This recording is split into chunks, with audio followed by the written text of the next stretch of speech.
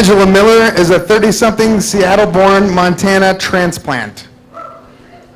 She is the mother of two wonderful boys, affectionately known as the A-Team, and one zany Labradork. She's passionate about cancer awareness, autism awareness, coffee and cookies, preferably with walnuts. Angela recently returned to school full-time to try to figure out what she wants to do when she grows up. Please welcome Angela Miller.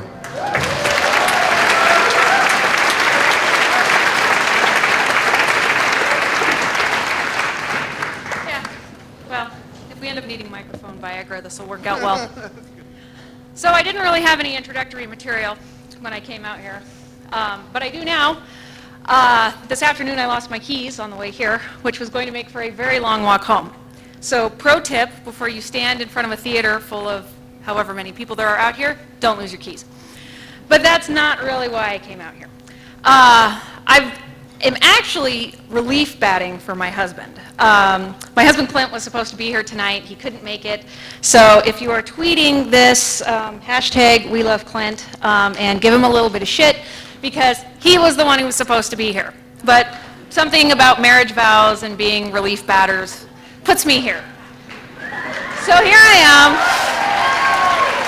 relief batting for Clint. So let me tell you a little bit about Clint. Clint is crazy about Twitter, and I never really got on the Twitter hook thing. He kind of poked me in the side, you got to get a Twitter account. I said, oh, no, I don't. I've lived my whole life without this. Why do I need this? But he's way into it. He's got 2,781 followers, which I'm not really good at math, but that's way more people than there are in this room tonight. So when you have that many people on social media and something maybe goes a little awry, and that's tweeted to 2,781 people, it breaks the internet. Now, maybe one Twitter account doesn't break the internet, but it does put a pretty significant ripple in it. So this is one part social media and one part about our lives for the last couple months. And it's funny, it's not funny, and there's some bad advice in there. So a few months ago, Clint starts coughing, just this horrendous, awful, nagging cough. And being the supportive wife that I am, I said, if you don't fucking go to the doctor, I'm going to kill you because I can't wake up another night to you coughing. So after my very persuasive argument for him to go to the doctor, he does, and he leaves with his token prescription for antibiotics, because I think if you show up with a cough and you have a temperature roughly in the 90s, you get a prescription for antibiotics. It's just kind of the thing. And he takes his antibiotics. They tell him he's going to be fine. Here you go. This goes on for about 6 months, in and out, new antibiotics, more coughing, more threats of murder, me contemplating if orange really is my color. Do I want to serve a life sentence for stabbing my husband in his sleep for coughing? And the answer is obviously not. Purple is kind of more my color. So this goes on for months, and finally we have a little lover's quarrel. Some people call it a fight. I call it a lover's quarrel. And he goes to the doctor, and she says, maybe we should do some imaging, because as it turns out, those antibiotics didn't really do anything for you at all. And that's exactly what happens. So he goes to the doctor, or the emergency room. Well, take your pick. There's some doctors there, so I guess that qualifies. And after 6 or 7 rousing hours of blowing up latex gloves, trying to find all sorts of great ways to amuse yourself in the emergency room, of which there are about 1, and that's blowing up gloves. They did some imaging on him, and it was not good. It was the kind of not good where the radiologist takes one look at the image and just goes, fuck. And as it turned out, Clint had cancer. So clearly, we have now entered the upper level of, maybe antibiotics isn't going to do the trick. The guy could have been taking Altoids for really all the good it was doing him. And as it turns out, Altoids have far better side effects, like good breath. So life gets a little complicated at this point. And they admit Clint, and they schedule him for surgery, because as it turns out, this cancer came from his balls. This is the Lance Armstrong cancer. Oh, ball jokes galore. Lefty's trying to kill me. I've got one ball, like those Uniball pens. I'm their new spokesman. And I'm like, oh, this is great. We've got tumor humor. Dun-dun-dun.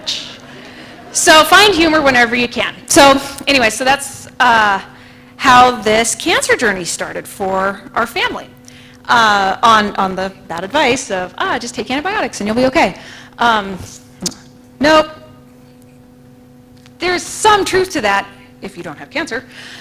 So we're crying, we're laughing, we've got tumor jokes, we're getting all the platitudes that, you're going to beat this. So about the time Clint gets whisked off into surgery, and he's coming up with, one ball jokes, and he just thinks this is great.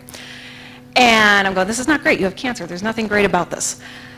I grab his phone, and I said, now listen, I'm not really into this Twitter bullshit, but you are. Do you want me to let your people, your disciples, your tribe, your posse, do you want me to kind of let them know what's going on? And he goes, yeah, why don't you do that? And so I tweet, and boy, I came into the 21st century in 140 characters. Hey folks, this is Angela, and Clint has cancer. I don't, what do you say? And the internet breaks down. So it was kind of a touching moment, because now I've taken the reins for Clint in what might as well be like the Millennium Falcon of Twitter, of the Twitter. I'm like, whoa, how do you drive this thing? Like, I don't even know. I get 140 characters and I get to say anything? Like, this is great. Like, to 271 people, even better. So Clint goes into surgery. He comes out. Now we call him Lefty. And things are going pretty well. He's doing his chemo. His hair falls out. I get to shave his head. I offer to shave my head. He says no. I say yes. Well, he went. So the social media thing really takes off. And we have these shirts now. We've got these wristbands now. We love Clint, because Clint's in a bad spot. He has cancer, and that's really where the power of social media comes in, because if it were up to me, this weird, reclusive, 30-something-year-old who's like, what is this Twitter garbage? I don't even know what this is. You guys, nobody, they'd be like, oh, Clint's wife? Who the hell is that? But this guy, he's got it. He's large and in charge, and he's got this Twitter persona and ball cancer. So here we've got, oh man, who better to be the spokesperson for ball cancer? Besides Lance Armstrong, than Clint fucking Miller, who has not only ball cancer, but 2,781 people, and they're tweeting and retweeting, and this is the wrong thing to affix to 2,781 people. But the reality of cancer is that it's very expensive, and we did fall on hard times, of course, because he's not working and I'm not working, and I'm trying to take care of him, and we've got this mortgage payment and bills and cancer bills and kids and a dog and cars and all of these things that people, adults apparently, spend their money on. Because, as Mark said, I still don't know what I want to be when I grow up, and apparently they spend a lot of money on tuition too. So social media really becomes Clint's go-to for emotional support, which, as his wife, I could cross my arms over my chest and I could be like, well, what do they got that I don't got? But the reality is that they actually do have something that I don't have, and it's not the vows. It's certainly not my dashingly good looks. It's a certain amount of just being anonymous, and I kind of fell into that too, because when I was at my worst for his cancer, I could kind of retreat into 140 characters, and anonymously just go, you know, guys, I'm really having a hard time with Clint having cancer, and I'm really uncertain about the future and where this is going to lead. So the reality is that it all comes back to this advice of, well, just take the antibiotics and you'll be okay. Yeah, maybe. Maybe it will be okay. But it won't always be okay. Because antibiotics, they're great. I've had them. You've probably had them. I think everybody's had them at least once in their life.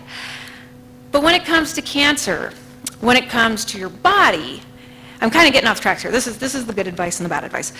The good advice is, you know, you got to listen to your body. You got to know what is and is not right for you. And after 6 months of coughing and your wife threatening to murder you and coming up with plans as to where she could hide your body in 47 of the 50 states, that's relatively bad advice. So if I could give you any bad advice, don't just take the antibiotics, run off to the pharmacy, turn the other cheek and go, no, I'm going to be okay. Because the reason Clint's not here tonight is because he died from that. That's why I'm here. That's why I'm relief batting. That's our story. Don't just take the antibiotics.